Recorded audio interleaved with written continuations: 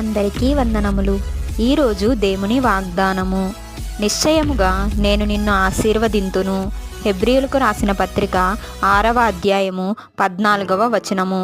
మనం మారు మనస్సు పొంది పరలోక వరమును రుచిచూచి దేవుని వాక్యము చేత వెలిగింపబడి పరిశుద్ధాత్మలో పాలివారమై వాగ్దానమును పొందుకున్నాము. కానీ మనలో చాలామంది దేవుని ఆశీర్వాదమును పొందుకోలేకపోతున్నాము. ఎందుకనగా ఆలస్యం అయ్యే కొద్దీ మనం ఓర్పుగా ఉండలేకపోతున్నాము. కాబట్టి ఆశీర్వాదమును పొందుకోలేకపోతున్నాము. అబ్రాహాము దేవుడు చేసిన వాగ్దానమును నమ్మి అతడు ఓర్పుతో సహించి వాగ్దాన ఫలమును పొందెను. మనమును దేవుని యందు విశ్వాసం ఉంచి ఓర్పుతో సహించిన ఎడల ఆశీర్వదించబడతాము. ఈ చిన్ని వాక్యం దేవుడు దీవించును గాక. ఆమేన్. ఆనందం నీవే మెస్సయ్యా.